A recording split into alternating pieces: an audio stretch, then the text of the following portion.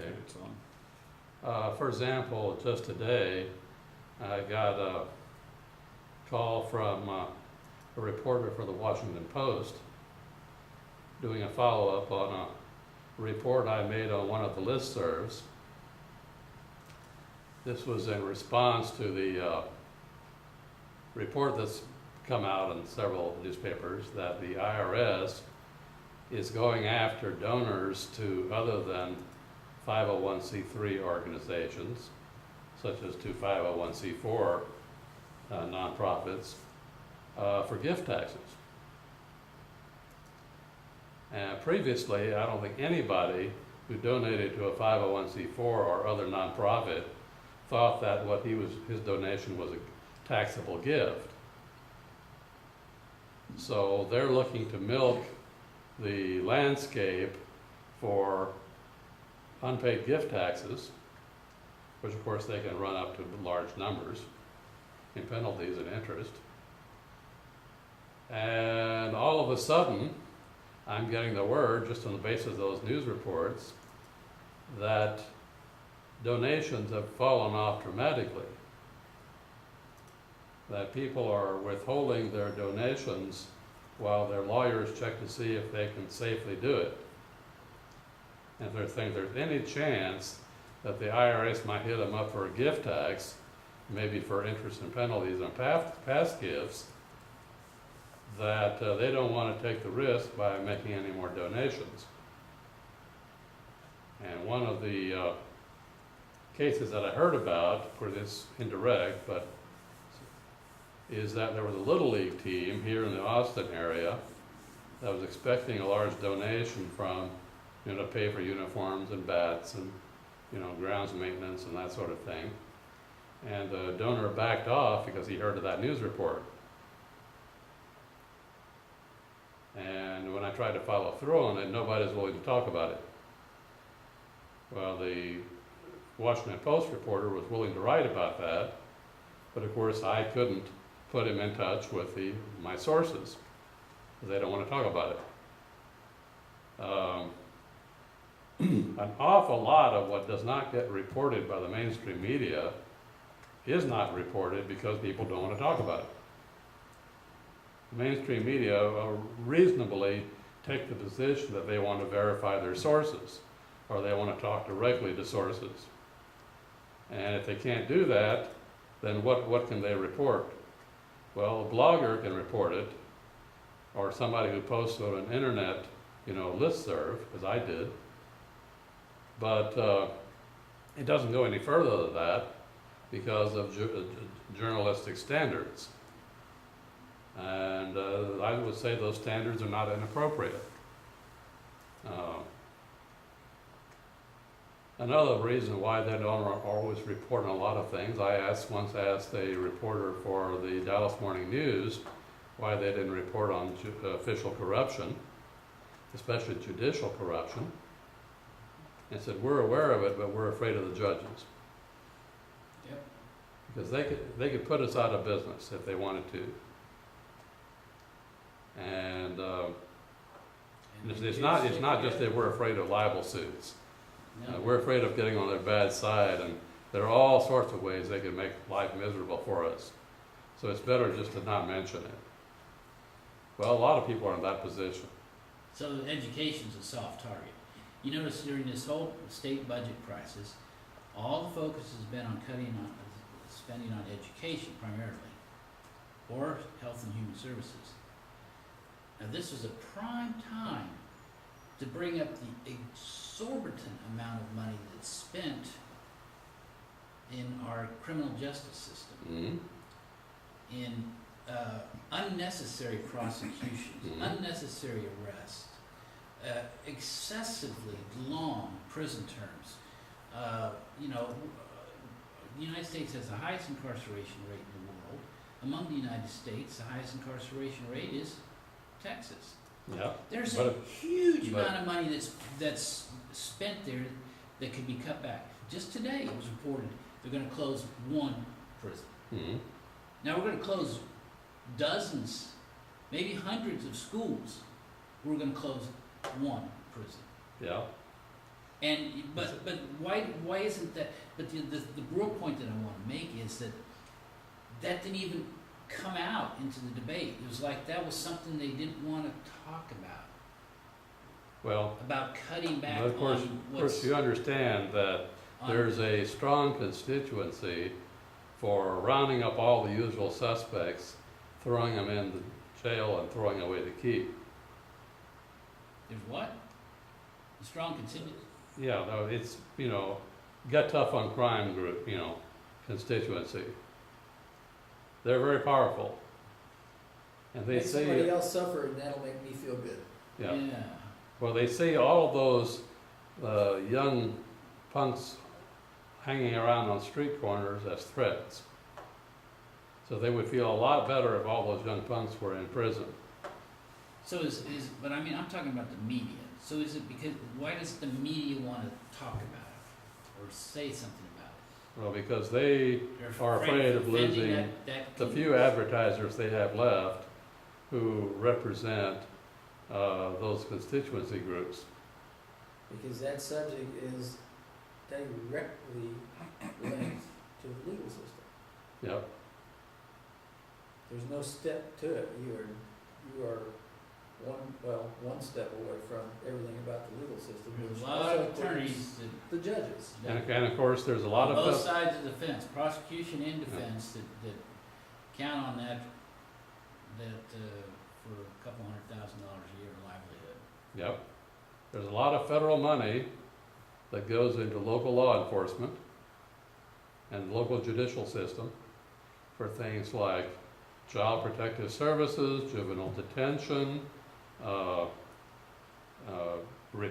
protective orders, and a host of other things. But you'd think that, that there would also be this tremendous constituency out there, and these are your typical voters. The people that typically vote are the people that have children at home. Married couples with children. Actually, people who typically vote are those who are over 50. Is that right? Yep. And they no longer have an interest in the Right. schools. But they want to protect them. We have an aging population, and they vote. So that's why they feel comfortable attacking Young people have the education. lowest voting rates, and those in between are in between in their voting rates.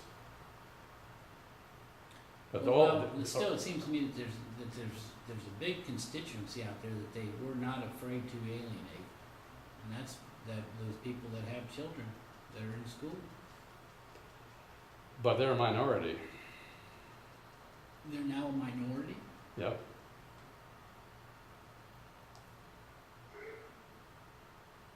The kids are not a minority, but the few people who have kids have lots of them. But most of them don't vote. You're talking. Because they're too busy, because they have too many kids. Yep. This is Texas specific. No, that's common to the country. Basically, Hispanics are, outbreeding the rest of us, at least until they become, assimilated into American culture and start following a demographic pattern similar to the rest of us. Or we become assimilated into their culture. I don't think that'll happen. It all goes in basically one direction, I don't know. assuming that they're mixed in with the rest of the population.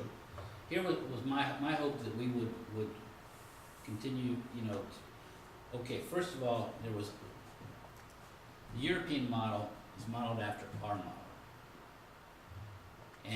But they've, I think, advanced theirs. I'm talking about their political, social, economic system. Mm-hmm. And my hope was that we would move, stay in line with them or move towards more with them. But what I see happening in our country is we're moving increasingly towards the South American model. Mm-hmm. The South American model is a facade of a democracy that doesn't really exist. Because behind that is a real power, and that is a military dictatorship. Mm-hmm.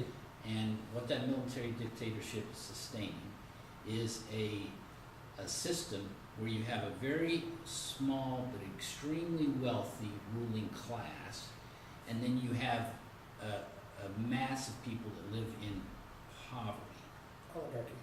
Yeah, And, you know, we were different because we had this broad middle class, and so do the Europeans, and so do the Japanese. You know, they have this big middle class. we used to. That was the biggest segment of the population. You had a minority of the population that was extremely wealthy, and a minority of the population that was extremely poor. Basically, you had this, not this. Yeah, Well, we're going more towards that. yeah, And I see that there's a lot of forces in this country that desire that and want to see us move into that direction. and well, the Europeans are gonna head in that direction too eventually. Their model is unsustainable too. They seem to be sustaining it. No, they're not. They're going They're in away from crisis. socialism. They're Germany's realizing doing they can't great. afford it. Yeah, they're collapsing. Look at Greece, Portugal, Ireland, Spain. They're all the dominoes are falling.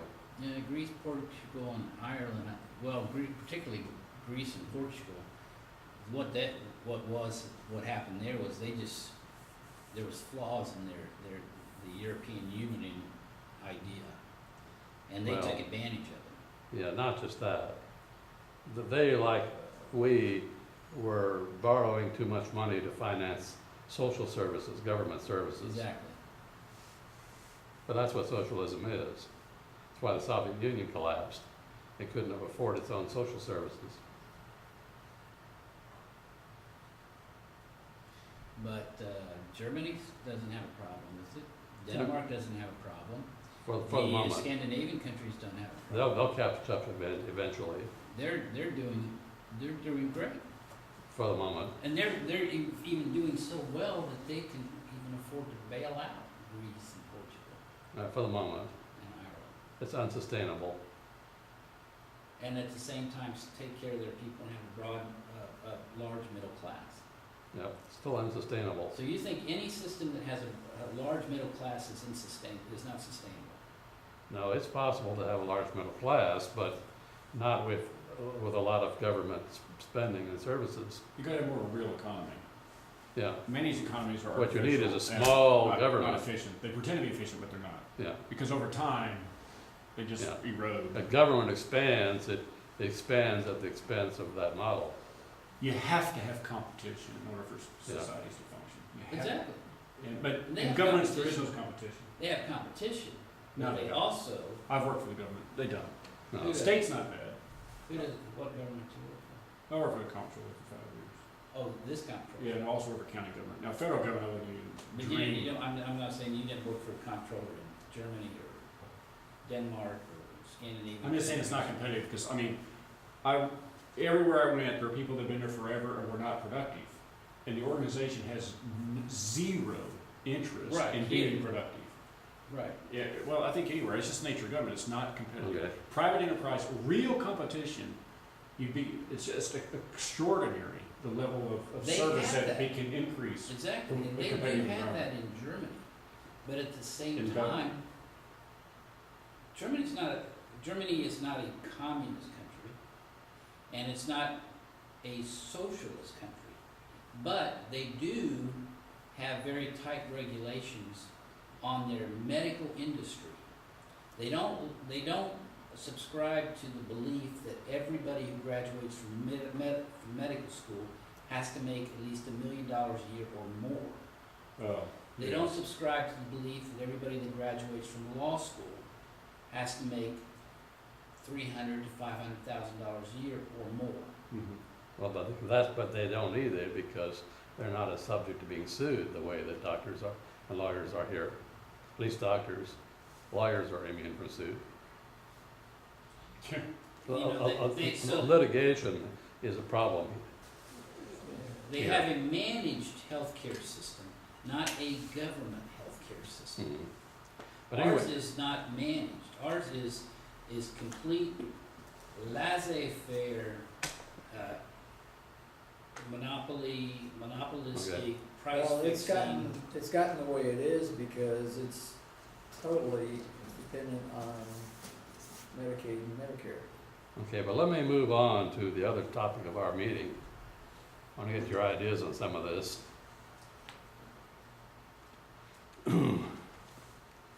Obviously, this is a special interest of mine. I've been trying to raise money, you know, to defend the Constitution for many years now, without a lot of luck.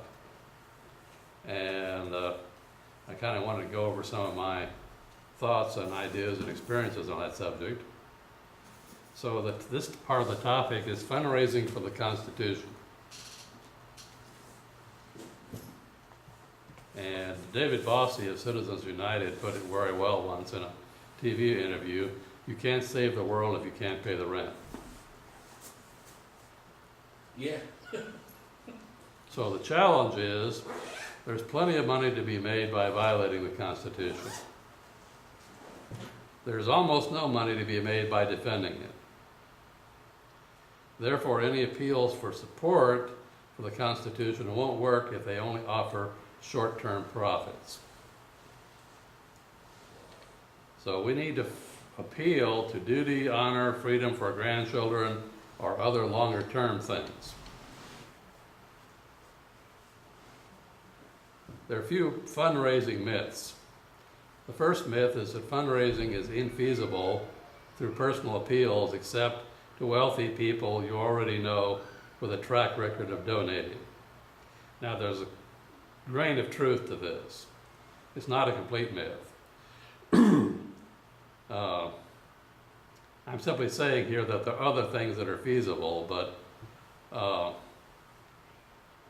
it's based upon the experience that many people have of trying to raise money in small amounts, that you wind up spending more time and money trying to raise money than you get, and that you'd be better off just getting a job and donating your earnings.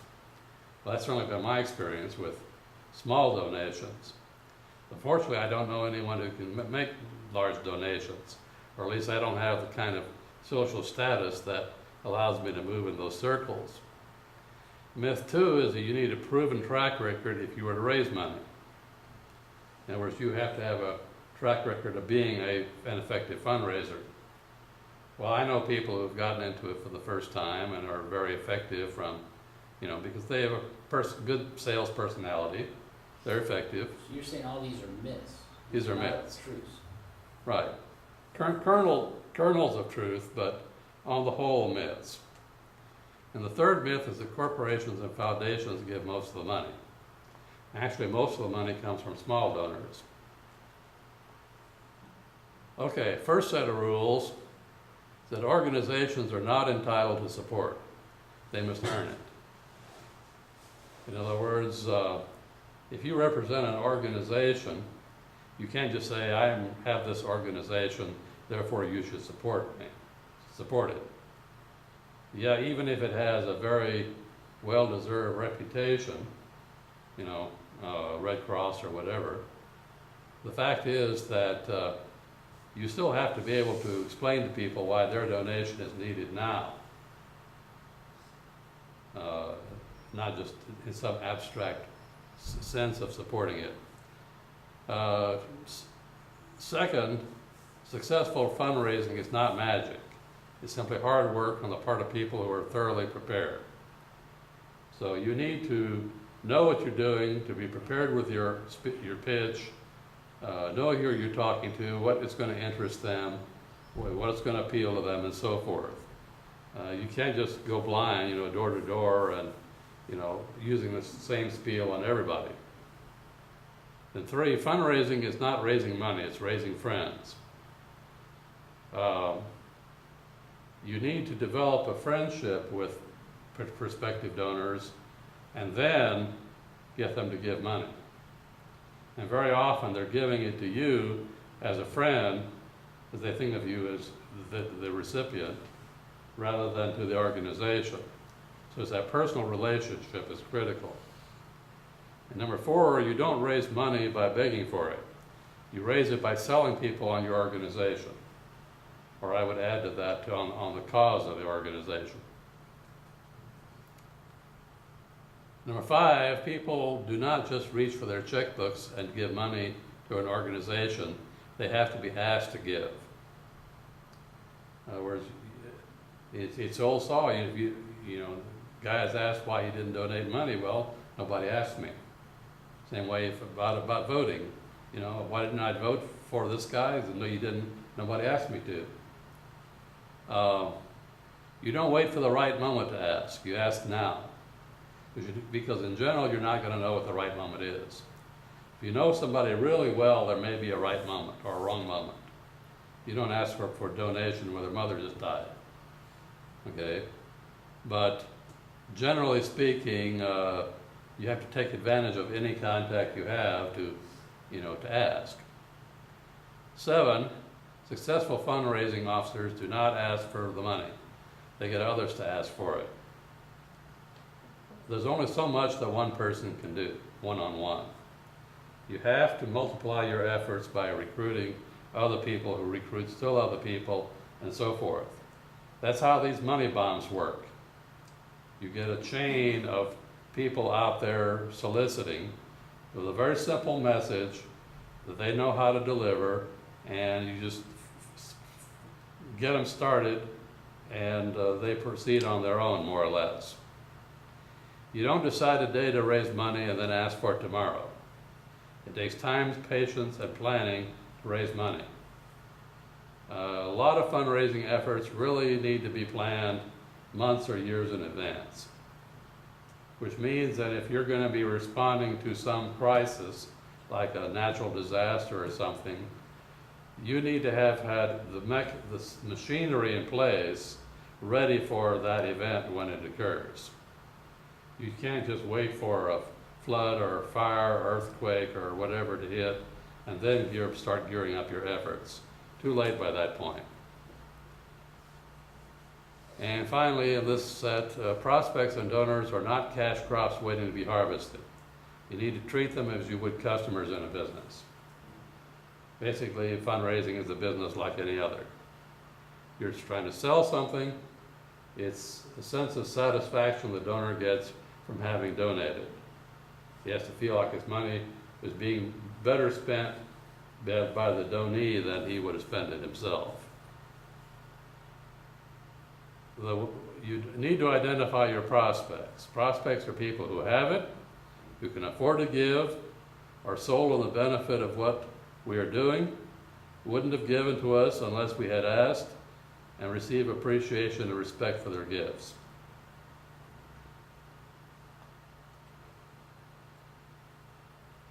One way to raise money is appeals at gatherings. You pass the hat. Seating the pot means that you get one person to make a big donation visibly in front of everybody to try to set the pace. Others try to imitate him. So matching funds is similar. One guy says, okay, we've got a matching donation. This anonymous donor will give us $1 for every dollar we raise at the event. So you can double your donation by, you know, donating during this time frame. You can have auctions. They can be humorous auctions, like the Libertarian Party State Convention. We had an auction for throwing a pie in the face of Pat Dixon, our state chair. And that got a fair number of bids. You can have raffles. You can have games. Lots of ways to raise money at gatherings. And gatherings are mainly the way you're going to raise the most money. Most of the large foundations are funded by people raising money at fundraising events, usually parties of rich people who all know one another and try to outdo one another in being seen as the biggest donor. Becomes a status thing. Okay, appeals by postal mail. This is one of the traditional ways of trying to do it. The trouble is it may cost more than it brings in, especially now that postal rates have increased. Printing rates have increased. I used to do a lot of... So many people are trying to do it Yeah. that you're Well, you notice there's not as many as there Yeah. used to be. And there's a reason for that. I used to do mail fundraisers, and it was doing well if it brought in 5% more than it cost. Jeez. And then the word started getting out, people raising questions about, charities, how much of the money people are donating are going to things other than the intended recipient. So you spend $100 to get $105 back. Right, So your net was just $5. right. And of Those course, people and giving that of course, a money. lot of these fundraisers will actually lose money. They only bring in 95 or 90 or less of what it costs to put them out. This can happen especially if you don't have a good qualified list. Because you're sending out mail that costs you money even if it's a bad address. And if it's not to somebody who's interested in supporting your cause, it's just going to go to waste. So the best list is of those who have already donated to the cause and that you verified recently that it's a good address. It helps if the letter is signed by somebody of stature. Now, of course, we all know these things are robo-signed, but even so, people, even though they know that it's, just printed or robo-signed, they like to feel that they are, getting an appeal from some high-status person. It helps if it's personalized. Now, we all know we can program computers to, type in the guy's first name and, say, how's your daughter Beth doing, and, all those kinds of things. You have information about people, you can personalize the letter in a lot of ways. Even make them almost think that it's custom written. You can appeal to fear or you can appeal to hope. They're the two main ways of trying to raise money. However, you need to avoid program details. You need to sell trust in the recipients of the donation. If you try to get into the details of what the money is going to be used for, chances are they're going to get into that and glaze over and never make the donation.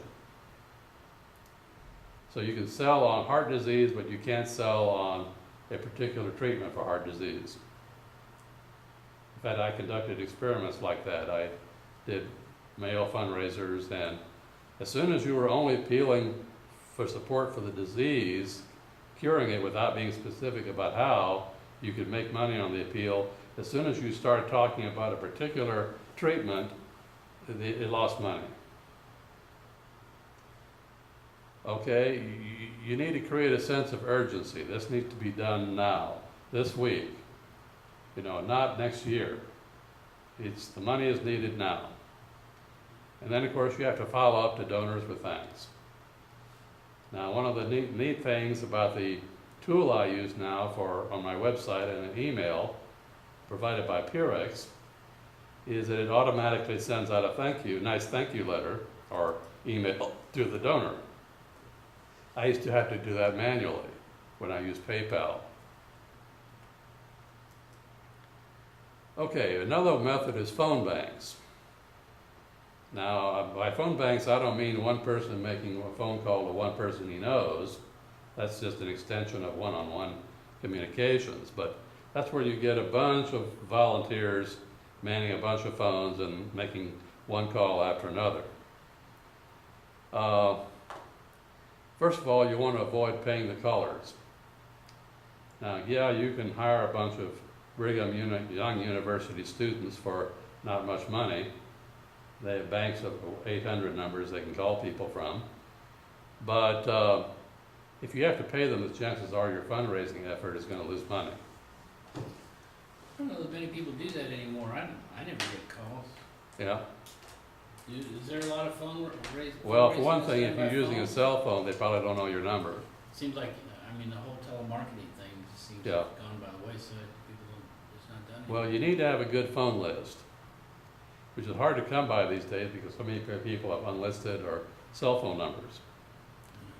You need to call at decent hours, not 2 o'clock in the morning, not during dinner time. You try to have people call who know the prospect. Now, that often is not possible, but if this bunch of callers knows this bunch of donors, try to match them up with the people that they already know personally. Don't get bogged down in a conversation. Don't let the people you call start telling you about, you know, their daughter's wedding and, you know, all the other things in their personal life that may be of interest to them, but you need to get through the call and on to the next call, so you need to know when to politely end the call. You need to go for the close. You need to try to get them to commit to something. You know, can you donate $5 or $10? You don't leave them the option of no dollars. And then, of course, follow up with thanks. You have to excuse me, John.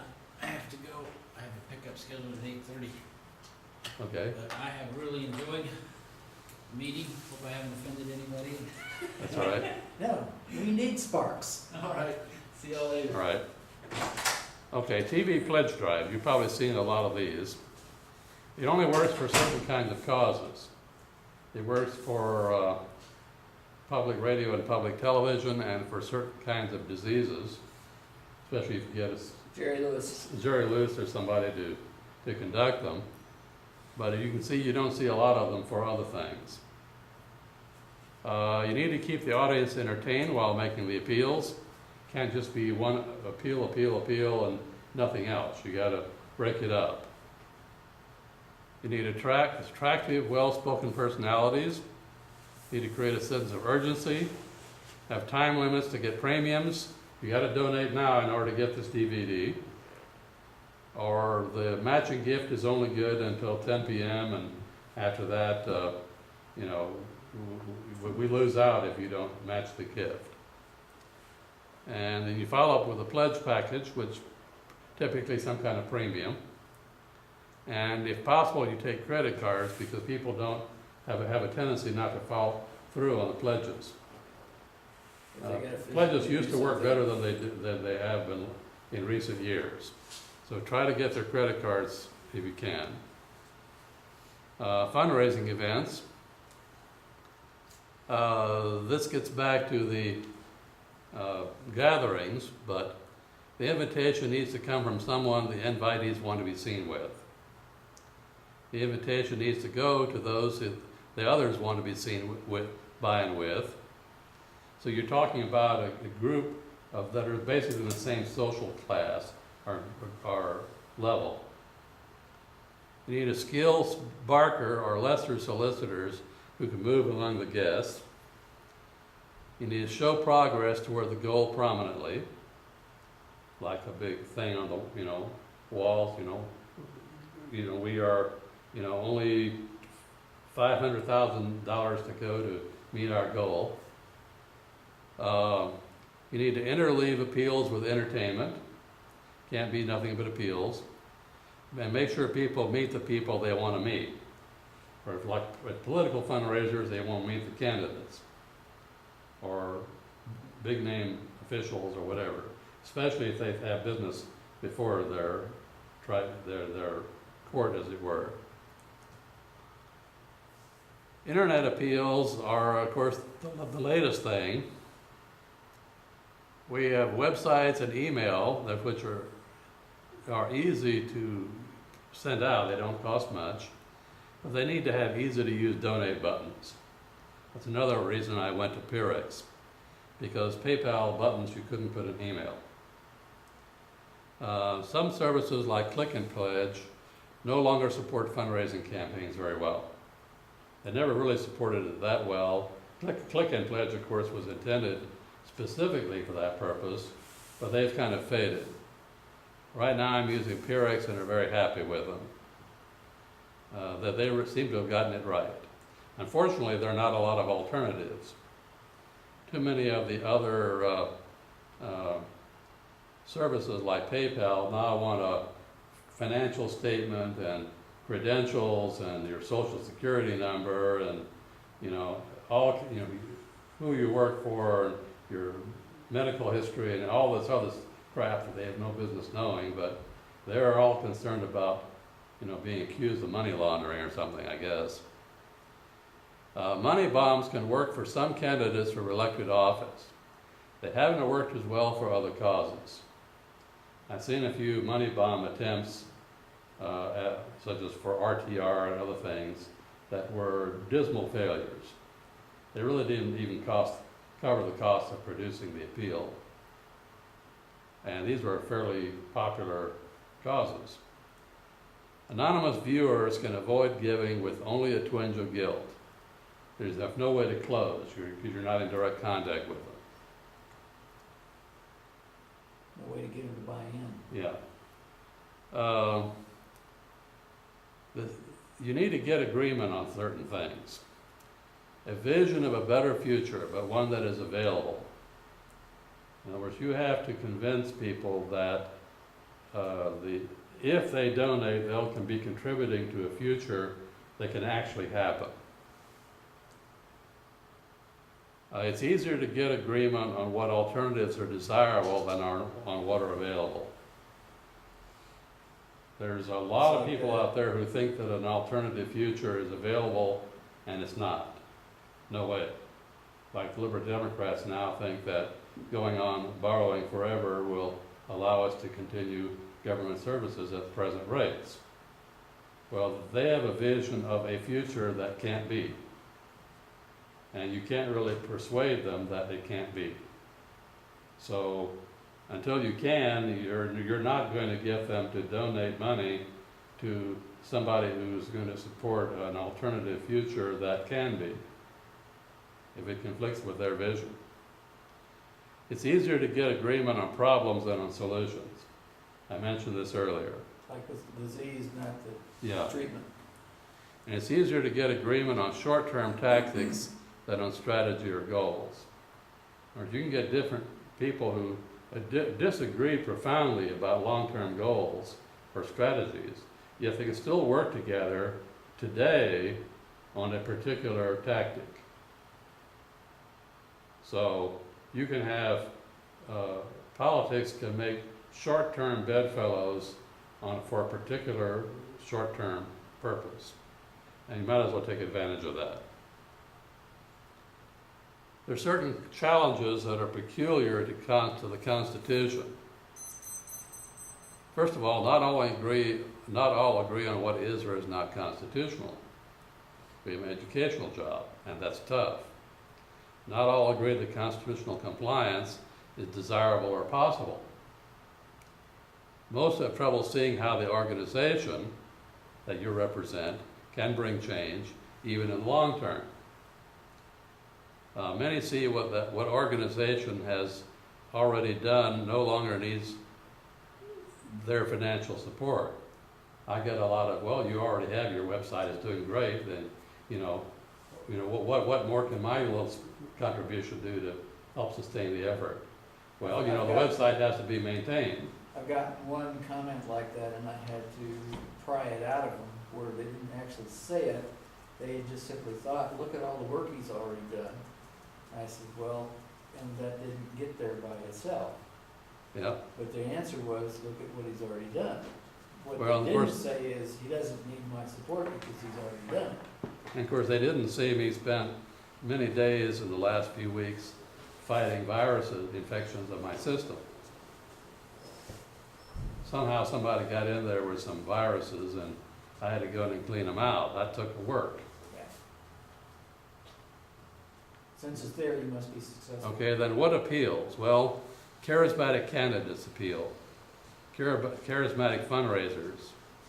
Now that includes, by the way, these darling little children they show on the children's, appeal for supporting poor children in poor countries.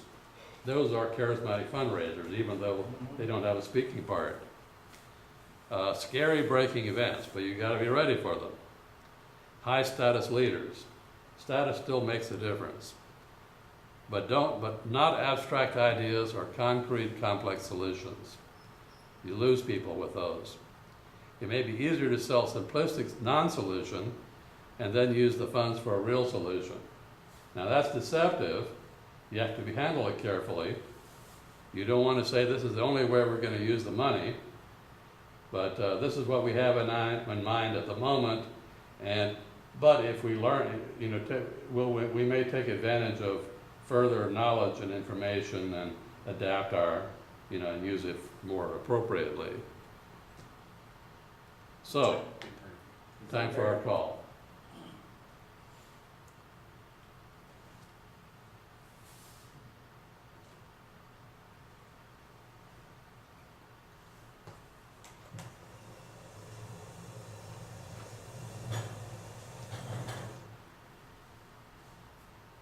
let's see here.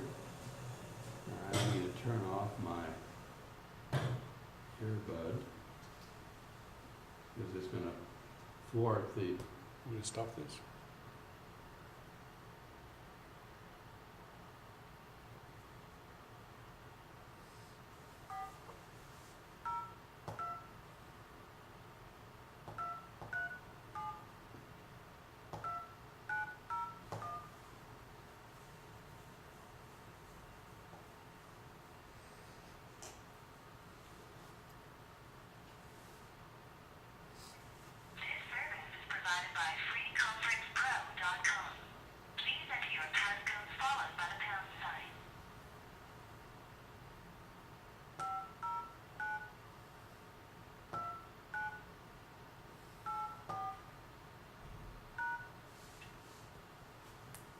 Keep recording. Things are in dire straits. Debt John. and Can you spending, keep recording? doing things You can leave it on. that is not authorized to do. Many of us, of course, focus at the federal level and are attuned to what's happening in Congress and in the White House and so forth. What we're in is we're in a lot of trouble in the country, not just because we have elected officials violating the U.S. Constitution, but we have elected officials violating state constitutions and, of course, the city charters. So it's really our fault. It's the people's fault that we're in this mess we're in. We've allowed it to happen. We, the people, have the ultimate power in our society. We're blessed with that. And we've allowed these folks to get out of hand, our governments to get out of hand. And we've just been so busy taking care of our families and our careers that we're just not fully informed about what our rights are under these three constitutions, those of us who live under city charters.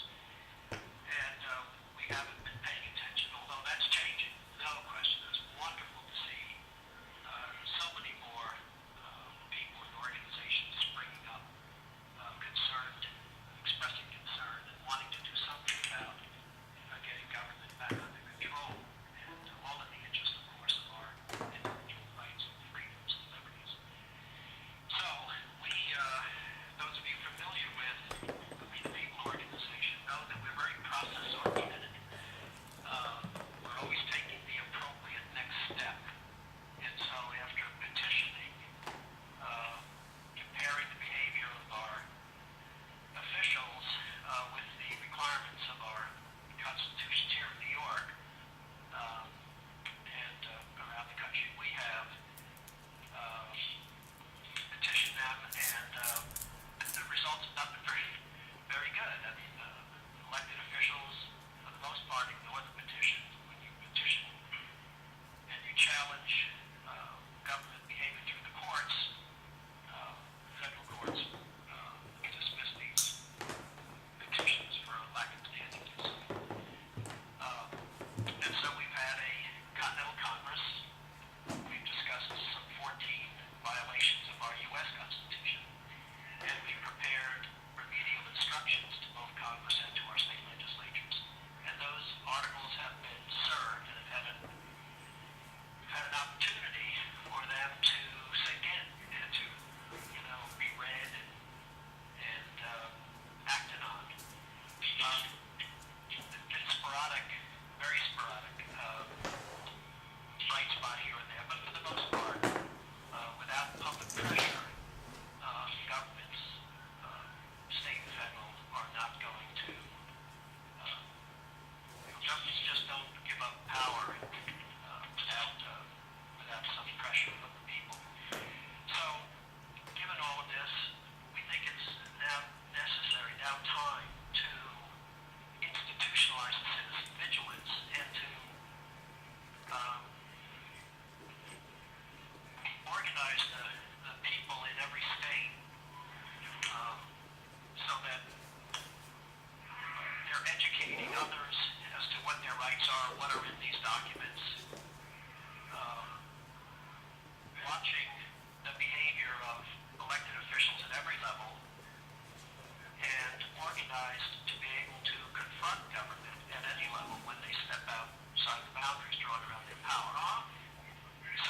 They should lobby. Yes, go ahead. Someone has their, everyone should be on, should mute their phones by pressing *6.